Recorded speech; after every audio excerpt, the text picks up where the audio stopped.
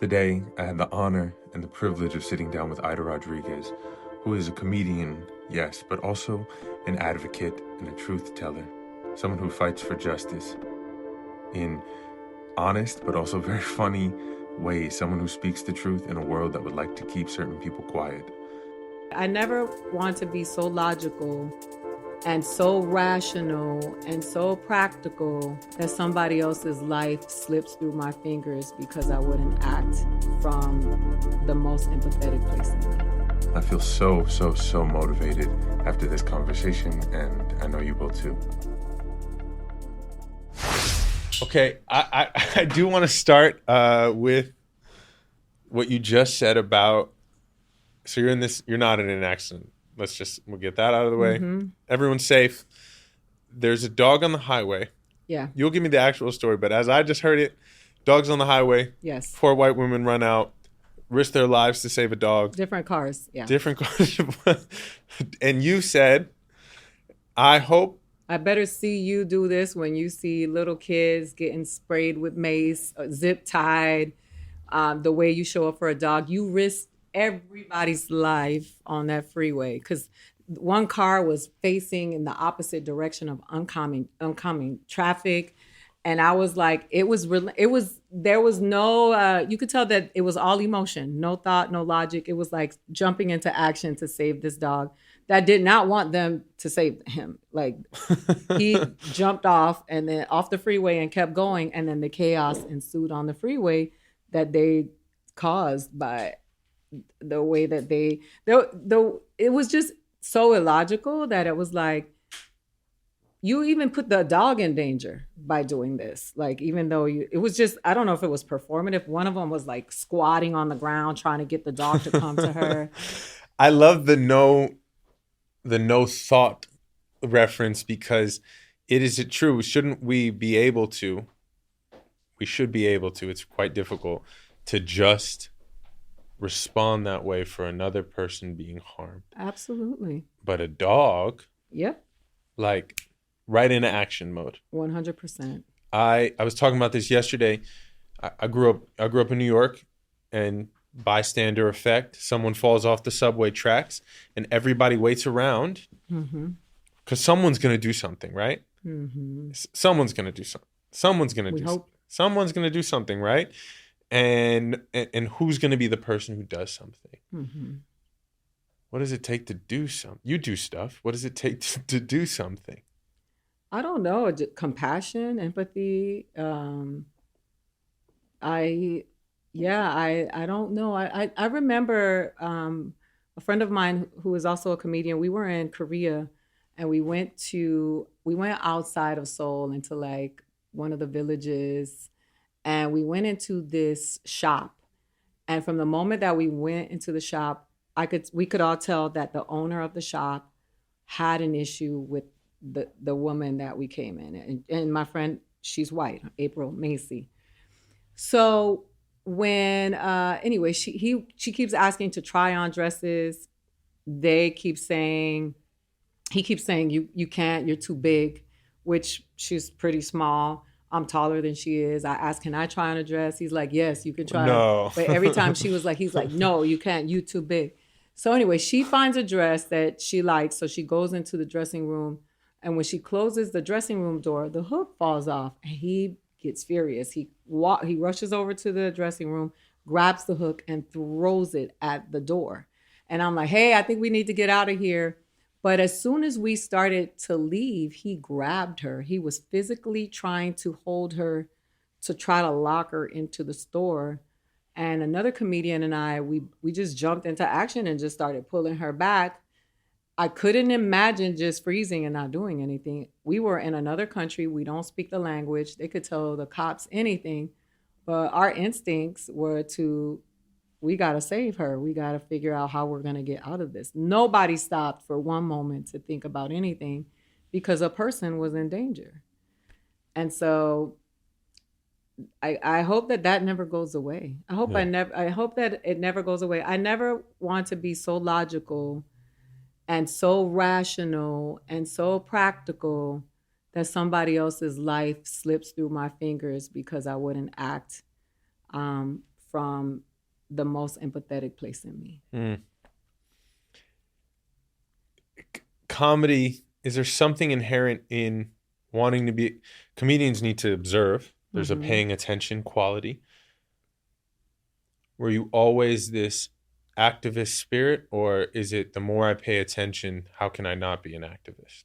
No, this has been who I am. And we've been trying to figure out if it's nature or nurture, because it started pretty young. I think it comes from, it's nurture. I think it's 50-50. I'm the eldest daughter. We hear a lot about that. I'm the eldest Latina daughter.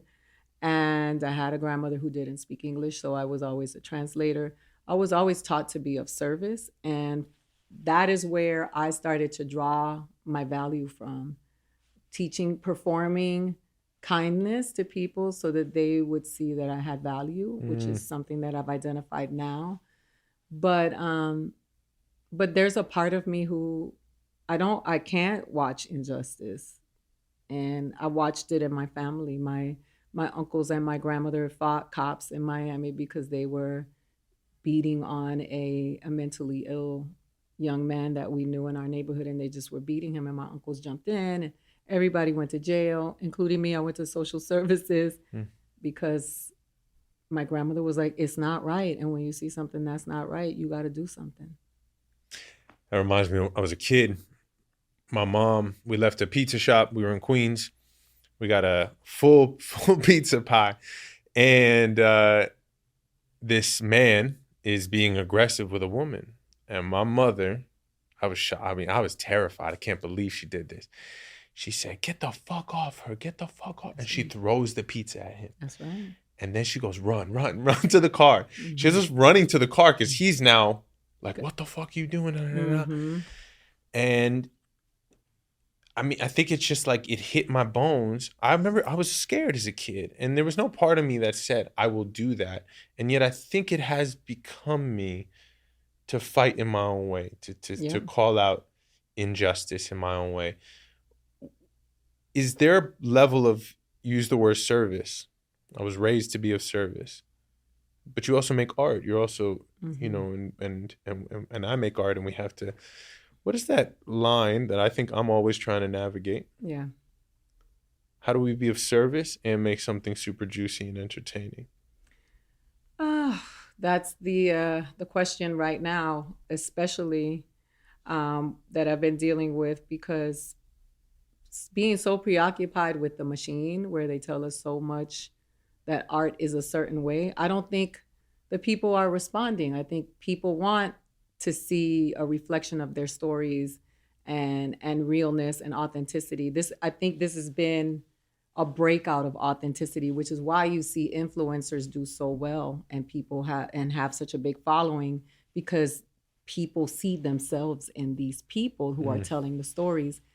And so for me, now that I believe this is an opportunity to go direct to consumer, I'm trying to navigate that and figure out, what does my art look like? Because I've never wanted to do stand-up comedy if I wasn't saying something. My heroes in comedy have always been the hitters. You know, I love George Carlin, who goes viral on TikTok today. And you see these kids, they don't even know who he is. What a trip, right? Yeah. They don't even know. They're like, look at Joe, this man is spitting. They don't even know who he is. So for me, it's always been, you know, and I've been accused of being heavy-handed or being too aggressive, too confrontational. But is that too aggressive, too confrontational? Do you think you would have ever gotten that if you were not a woman? Oh, absolutely not. Because George Carlin did it. Yeah. And he's the same people who accuse me of being that and tell me to stick to comedy. He's on their top 5 of comedians. Because, you know, I'm neurotic that way. I will go to your page when you say a comment like that, and will look. You call yourself a comedy fan.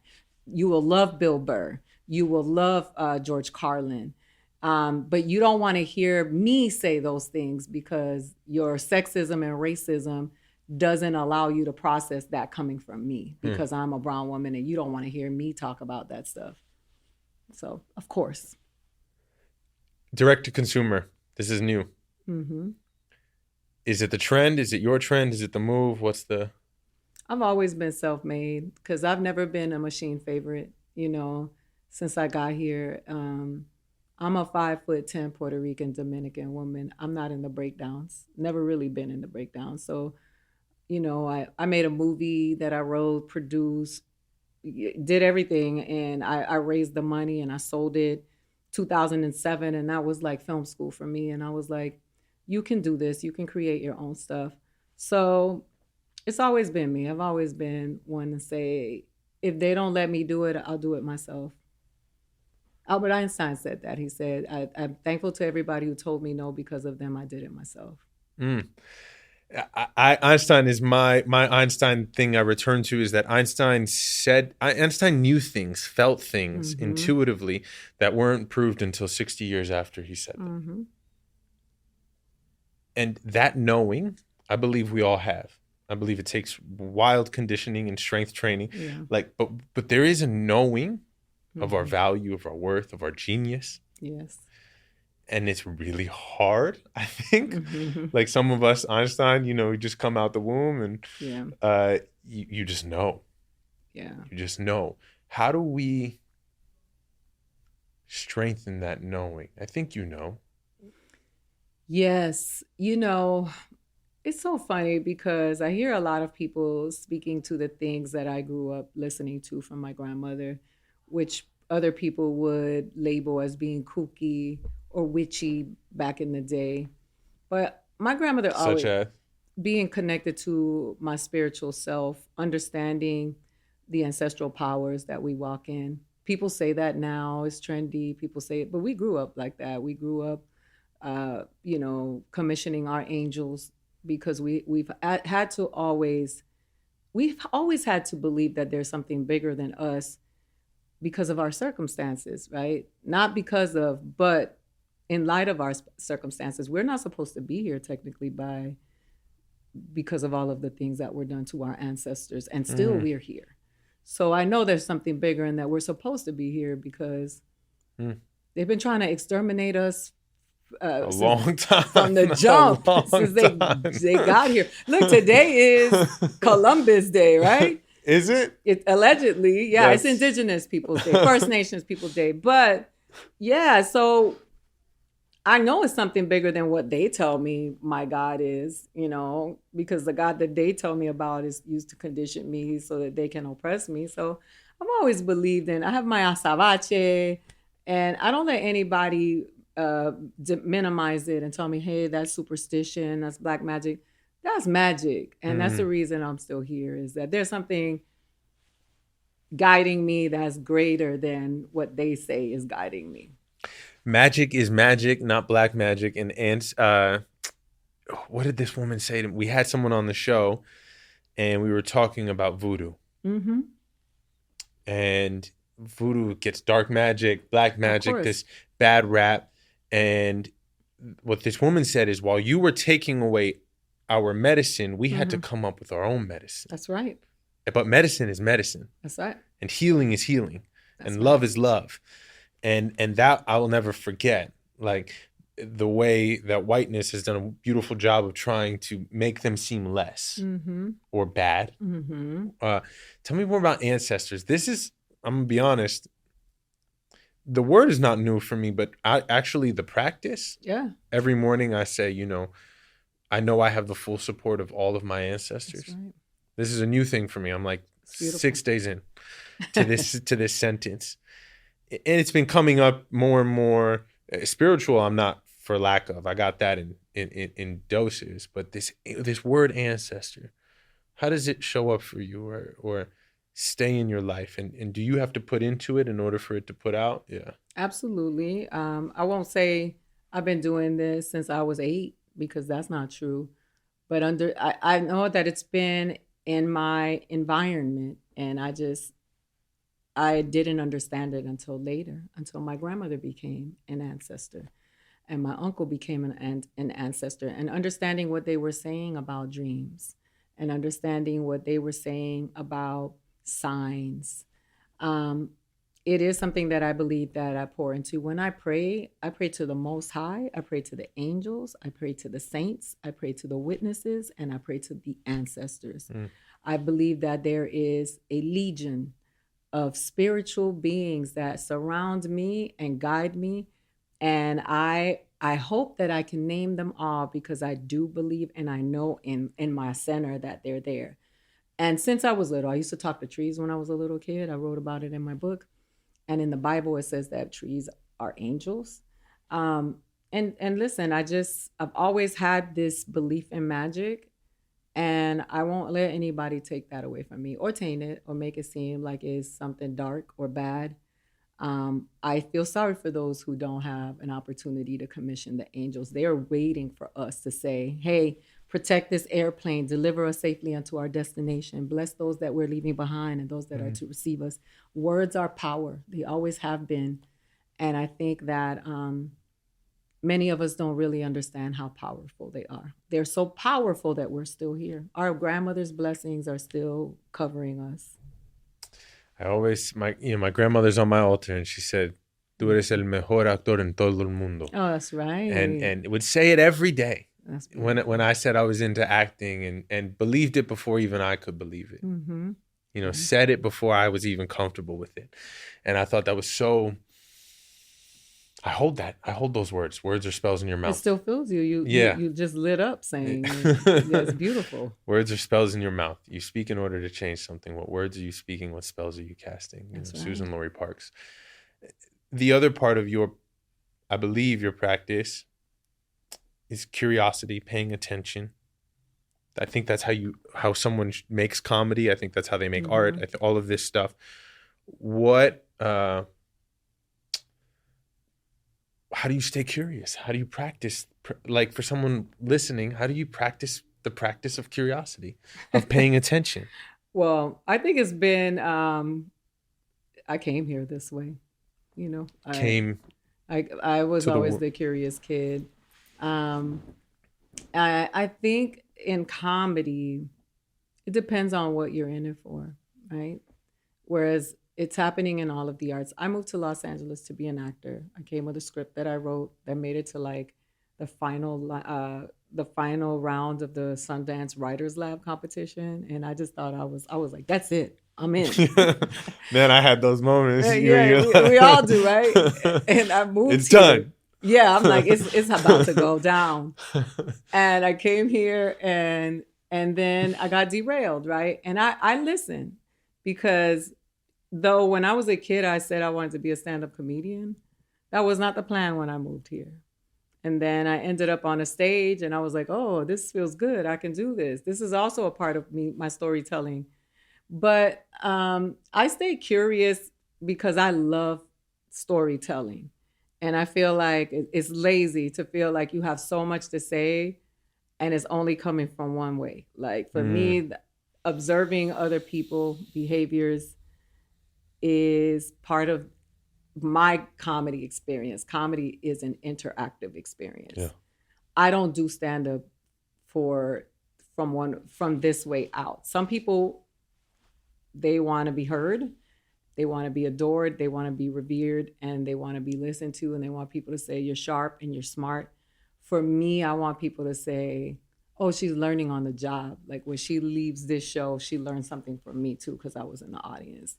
That for me is more valuable than, I don't do it for myself. I do it so that it's an interactive, for me, in an interactive experience. We both have to feel gratified. Some people do it for the audience. There's some people that are like, listen to me.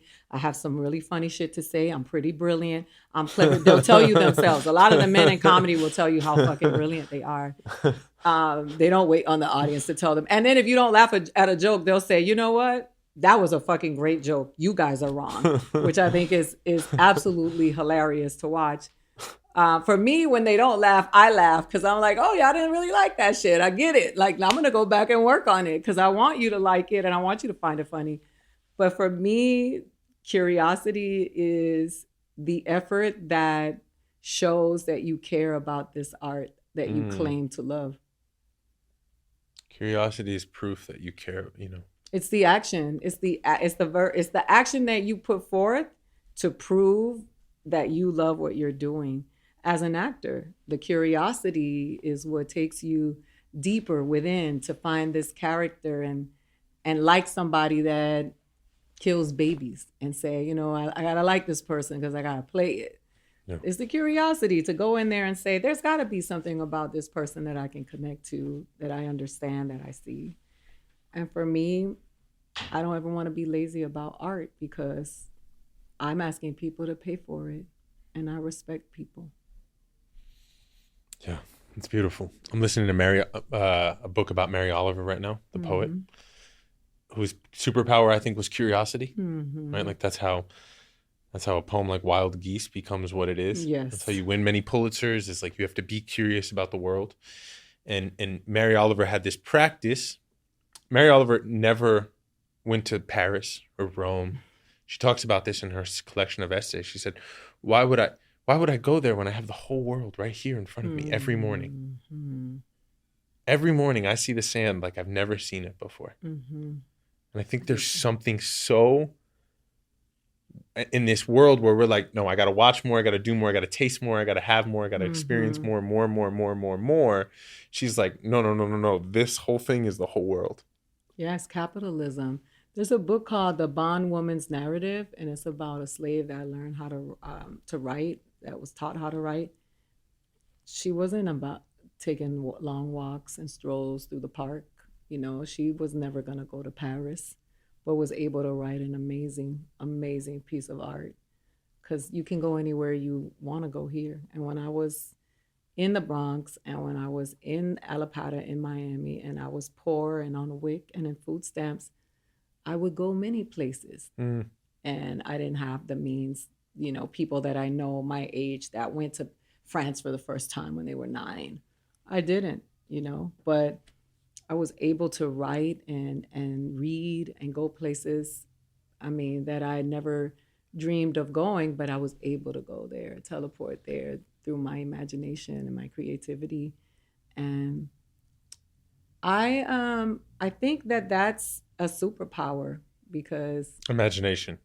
Oh yeah. To be able to go because your parents can afford for you to go, for you to take it for granted, and you're like, they got croissants. But to teleport there in the circumstances where you're surrounded by crime and poverty and hunger and fear and drama, I think that's pretty special. Yeah, amen. Can we talk about if there is a science? Maybe you're like, there is no science. Is there a science to this joke crafting, to being funny, to 100%? Yeah, and what it, maybe you don't want to share it, maybe you don't share it, maybe it's all yours.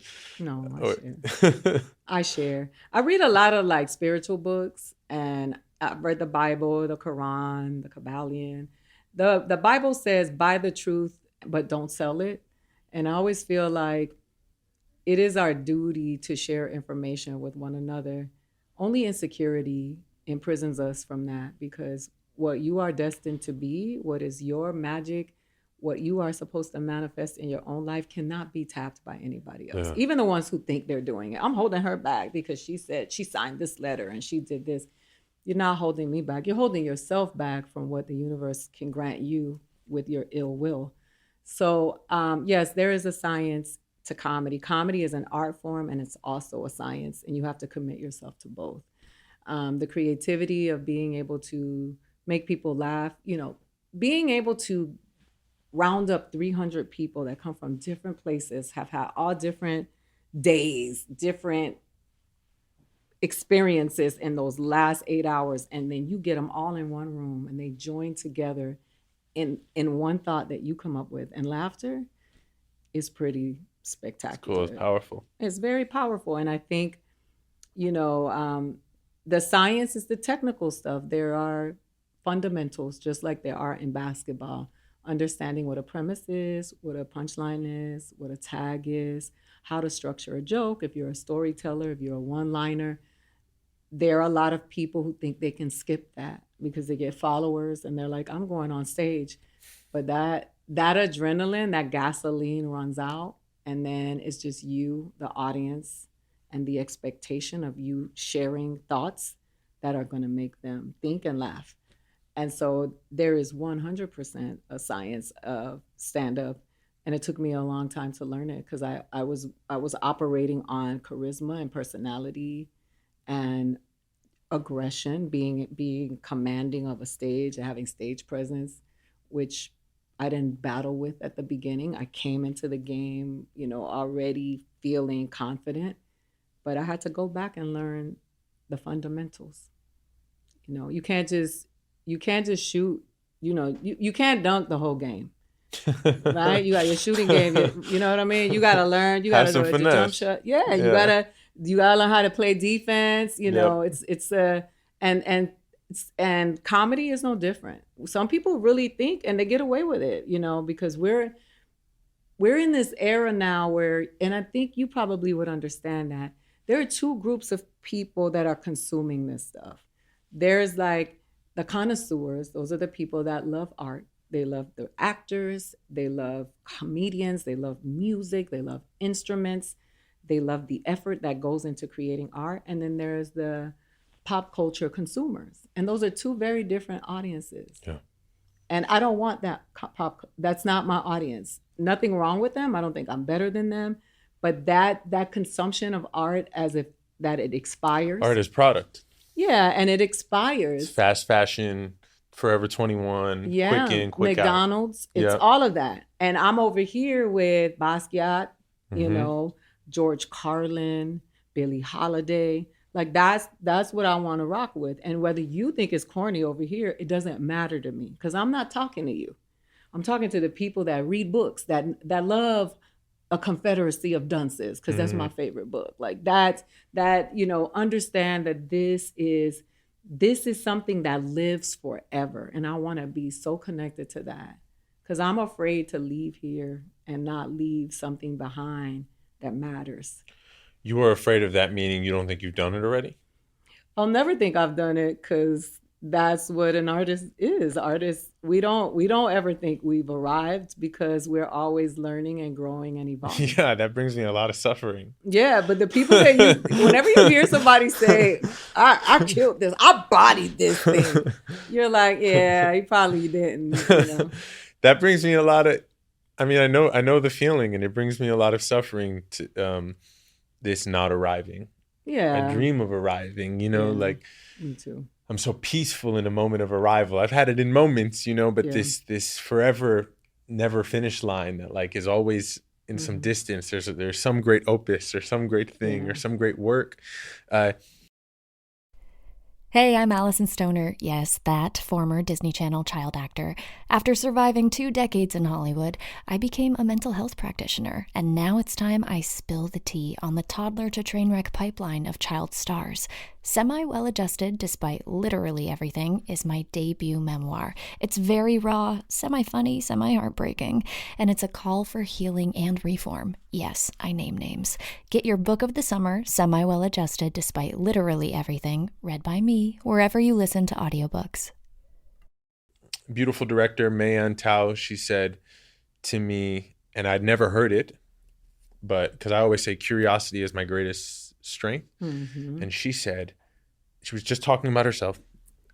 Curiosity is so wonderful for me, and it also brings me a lot of suffering because I realize I'm curious. I'll never not be curious. That's right. And so I say yes to everything, and then I'm busy and too busy, and then I'm overworked, and then it just spirals.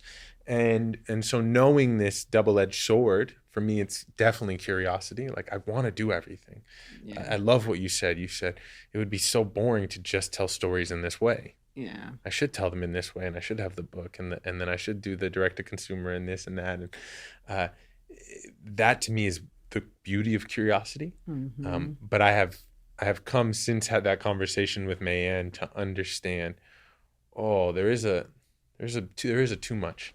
Oh yeah, absolutely. Absolutely. No, I have ADHD, so absolutely. So the world is the world. What are you excited about, or what maybe gives you beautiful peace about, like, or joy about what's going on in this world? It's funny. Lauren London posted this thing on her Instagram page, and it's gonna sound very basic, but I felt it in my soul. She posted that she can go to sleep at night because she knows that she's never done some sucker shit. And that for me, it's people. I mean, I know about the conversations that people have behind my back because nobody keeps secrets. Also, people tell me, hey, you're doing this, you're too aggressive, you're doing this, you need to fall back. I'm not a sucker. I don't do sucker shit. I stand on 10 toes down on integrity. I am not going to ever apologize for holding Latinos, Latinx people accountable for their anti-Blackness and anti-Indigenous sentiment. Never. I'm never. And at the same time, I love my people. Wait, so people have given you shit for that? Oh, yeah, because they think I go too hard or, I don't get invited to some of the things because I feel too aggressive. It is of urgency that we do this because this is why we are where we are now. We have no solidarity. So people think they can just run through us with trucks and exterminate us like animals in the street because we don't have solidarity. We deny the humanity of people who are darker skinned. We devalue because we have been so indoctrinated to want the white gaze upon us that we do to each other what white supremacy used to do. We no longer need white supremacy to do its work for us because we are doing it to one another. So people, I don't get invited to some of these events, and sure, it hurts my feelings sometimes, but I know what it is because I am the mirror sometimes to some people who don't want to see their truth. To their discomfort. There's a lot of Latino events and you don't see, there's one Black person, their favorite Black person, and it's like, we don't understand because then when we're like, why don't we show up for each other? You keep ignoring a great portion of the people that belong to us. Well, you keep ignoring the conversation. Absolutely. So I know that I haven't done any sucker shit. And so it takes me a little longer, but I get to do all of the things that I wanted to do. I wanted to write a book. I wrote a book. HarperCollins came to me. I didn't go to HarperCollins. I did a comedy special on HBO Max. I was able to take HBO Max to Puerto Rico and the Dominican Republic and show how beautiful and how broad our spectrum is. We did palos. I had palos in the Dominican Republic with dark-skinned Black people and say, these are our people. This is us. This is all us. I feel, vindicated because Tiffany Haddish gave me a special on Netflix and I was able to do what I wanted to do without having to compromise who I am and saying what I wanted to say without apology. And so for me, that matters more. And if some people in the industry don't want to mess with me because I'm disruptive, good. We are not aligned because this is bigger than this business. This is a spiritual plane that we exist on with one another. And we have to answer for this spiritually, whether we believe it or not. And so for me, that's how I feel. And I feel good about the fact that I have never had to do some sucker shit to be here. Everything that I've been able to do has been because I've worked hard and because I've honored who came before me, and I never forget. No regrets. No regrets. Couple of dudes, but yeah. So I'm curious your take on I use the word brown very specifically. I love it. Because it's not, Blackness has done such a beautiful job at saying you are Black. Blackness has done a better job at taking in Latinos who identify as Black than Latinos have. Absolutely. And we obviously know the power that the term white has had in this world.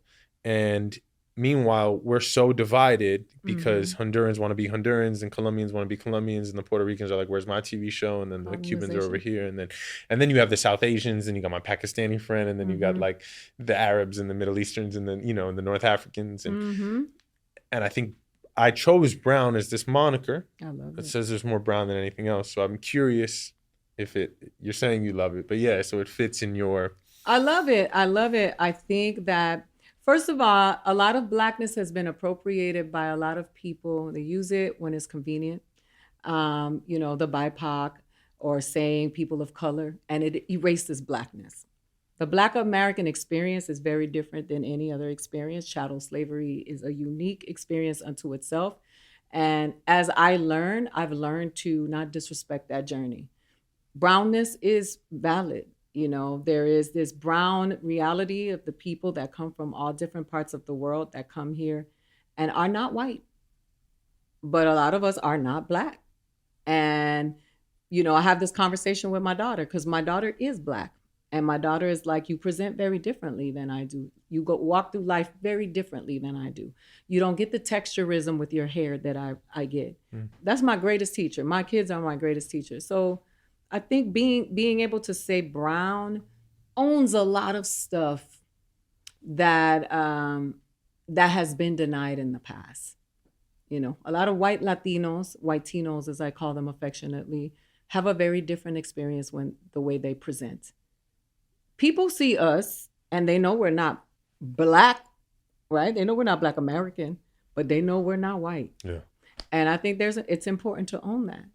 And as much as some of our brothers and sisters really want to be white, they're not. And in this moment in time where we're experiencing what we are with our people right now, a lot of people are learning in real time, and it's painful. What's your advice for, I know what I would say to them, Latinos who are white passing, who they do want to do this work. They do want to speak up. But then they also feel like they feel weird about being super pro-Latino, knowing that they're white passing, knowing that they already have this sort of privilege. Is it just moving past that discomfort? Is it like, that's exactly why you, of all people, need to constantly be in those rooms and say, where's this person? Or why aren't we talking about this? Is it as simple as that? Well, I think that when you're performing your pride for being Latino, it's indicative that there's an issue because you either are or you aren't, whether you're white, brown, Black, you have blue eyes. I think coming from the families that we come from, Puerto Ricans, Dominicans specifically, our families look so different. We have the Asian, we always have un chino, una china that we say because we call everybody who's Asian Chinese. We have the blacker one, we have the whiter one. And when you get together, everybody's dancing their salsa or their merengue, and they're just part of this collective. What I will say is allyship is quiet. It is not loud. It is action. It is not, talk. It is utilizing your privilege to create a way for somebody else. And that can be as silent can be. It doesn't have to be loud. It doesn't have to be performative. It just, I'm on a panel. They said, hey, we want to have a panel. We're going to have a conversation with Latinos. I'm like, I'm not showing up unless you have a dark-skinned Black Latino on the panel. Because if we're going to talk about the experience, we're going to talk about it all. I've been like, you're going to talk about the Asian experience within the Latino. And now you've done this and 100%. You've gotten both yeses and nos? I've gotten yeses and nos. And then I don't do it. And that's just it. And I don't have to tell anybody that I did that because I don't do it for props. I did it because I feel like that's right. And, if you're going to talk about Latinidad, you can't ignore my grandmother's experience, who was a Black Latina. Like this experience doesn't go. And I've been identified as Afro-Latina. It's interesting. A lot of white Latinos call me Afro-Latina, and it causes a big stir because dark-skinned Afro-Latinos are like, she's not Afro-Latina. Are like, yo, what about me? Yeah. And I'm like, it's and I would be in a lot of those spaces, and I just got out the way because I was like, hey, let's bring somebody here. Let's bring Amara. Let Amara talk. Let somebody else, because they don't just want anybody. They want somebody with a platform. They want somebody. Unfortunately, this is the business. The business is about the business. So they're not going to go get a pharmacist. But I'm like, there are people here. There's some dope pharmacists. There are some dope pharmacists, and we should be talking to them. But capitalism, but Hollywood. And so, I've gotten out of the way because I feel like... What a terrible double-edged sword, though, if we're only waiting for the person with the platform. But if we have so many barriers to that Afro-Latino getting the platform, then there's only ever going to be so many people with the platform, and they can't be in 37 places at once, and it's probably designed that they're not in 37 places at once, and so it's just this like flawed snake eating itself problem. And that's why when they call me and say, you're going to direct some specials for HBO, the specials are Ian Lara, who's a Black Dominican comedian from Queens, New York. There's a Salvadorian woman, Marcela Arguello, who, you know, has a very, very interesting story because she also is part Palestinian. You know, there's Gwen La Rocca, who is a Mexican woman from Chicago, una chicana. And then there's Ralph Barbosa, who's now one of the biggest comedians. Super funny. Yeah, one of the biggest comics in the game. But that's how you do it. You just say, I'm not doing this if it's not this. I don't want to be a part of that. And there are people like Edwin Lacona who said, I want you to do this because I know that you care about this stuff. And then there are people who don't, and those are not my people, and I don't need to be around them. But you got to do the work. Melissa Barrera doesn't have to do what she's doing and hurting her career, but she feels, Helen Keller said, one cannot consent to creep when one feels an impulse to soar. And it's one of like my favorite quotes, being the impulsive creature that I am. And I've always been told to tone that impulse down. You're too impulsive. You're too passionate, too ambitious, like just tone it down. That quote just freed me from like, I can't creep. It's just who I am to explode. And I think that's how you do it. You were directing specials for HBO. What is that? How do you direct? Comedy. Are you directing literally their jokes, or what are we directing? No, I mean, well, I did sit and watch their sets so that I can get their cadence and see their movements. But it's really, you know, I think people take for granted because we're just standing there. But because I'm a comedian and I know how I want to be seen, I want you to punch in at the right moment for this punchline. I want to be properly lit. I want people to see my face and understand what I'm saying. And so it was a very great experience for me. Now that I'm getting ready to shoot another special, I have a lot of ideas about how to stand, you know, where to stand, what lenses I want, you know, like, how do I want to be lit? How do I want this backdrop to, what am I saying? What is the story that I'm telling? And I think that being able to do that for a comedian, because it looks so simple, but it is an enormous amount of time that we've spent crafting this particular hour of material, you know, trial and error, carving, trimming the fat, getting this piece to tell this story for this hour to people and wanting them to receive it. Just being able to tap into that with the comedians and say, what do you want to say? What are we doing here? Well, isn't that the great skill and gift of art, is making simple things or making really complicated things look simple. Absolutely. Sports, anything like that's genius at work. It's our whole life's practice. It is. And it's so important to be able to honor that. Stand-up comedians we don't have a union. We're like the blue collar workers of the entertainment business. So you can go to one place and get paid $50, and for the same type of work and amount of time that you put into that work, you can go somewhere else and get paid $1,500. Nobody regulates it. There's no church in the wild. We are out there like really, really surviving. And so if I can in any way alleviate a little bit of that for my fellow comics, that makes me feel like I did something good. But worth it to be in the Church of the Wild. Absolutely, because we are we are out there saying things.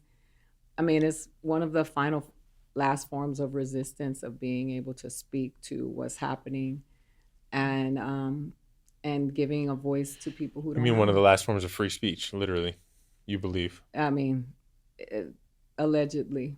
I mean, we are feeling it in comedy as well. How do you feel it? Who would tell you to? literally the job you might take or not get because you won't get your booked. content is if you're saying pro this, anti that. Who owns the clubs, who owns the venues, who books the shows, who's producing stuff. I've been told by my representation that there's a booker who books one of the late night shows that he doesn't like my comedy. He doesn't like me. He said I'll never be on the show. And I don't know where that comes from because I'm just doing me. But I feel like it might be a little racist because I am not. Probably a little racist. Yeah, I'm not doing the stuff that you think I should be doing. I don't want to tap dance for white people. There are a lot of white people who are okay with me being who I am, and they receive me and take me just as I am, and they fuck with me heavy. So why do I have to tap dance and reinforce stereotypes for racist people to make them feel comfortable in believing what they believe about me? That's not my audience. Those are not my people. There are plenty of people who will tap dance for you, but I'm not her. So, so stand-up is in a very weird place right now. There's these battles, the culture wars, they exist in stand-up. As we start to wrap, what are you excited about / any questions for me? So I want to know, I always have questions because these are interactive experiences, and I love what moves you when you are creating art with someone else, when you are collaborating with someone. What is the thing that makes you say, ooh, I'm in this? Yeah, so my favorite part of art making is the collaboration part. Oh, is it? Okay, you're a collaborator. Which is crazy because I also make a lot of solo shows and, and yet it doesn't exist in a vacuum. And I'm in collaboration and I have a director and I even have scenic design and this and this and this. And I feel that same way on set. Like a movie is so whack if you were there, but then you see it and then you're like, this is so cool that happened. And they need to get really intimate with the thing that moves them.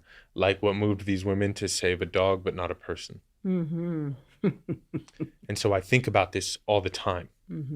It's my great work as an artist is to be moved. My mentor, Yusef Kumunyaka, says your only job as an artist is to be moved. And you have to be open, full 24/7. And if you need to scribe, Mary Oliver, let me go back to Mary Oliver. As a kid, used to hide pencils all around the city.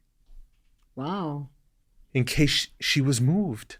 At any moment, she needed to write something down. Hid pencils all around the city. That's how I want to live my life. I want to have pencils all around the city so I can be moved at any moment. To love more, to write that down, to take that message, to receive that gift. And so I think about what moves me all the time, and it's my great work for which all other work is preparation. And so everything moves me. This conversation has moved me. Yeah. Same. I want to see this show. I want to be there. Come, I'll send it. It's so cool. It's the dopest thing I've ever made. I buy tickets too. How to get free. I won't text you and ask you to put me on the I'll list. give you. Nah, I'm not. I believe in supporting art, like our artists. I'm grateful for you.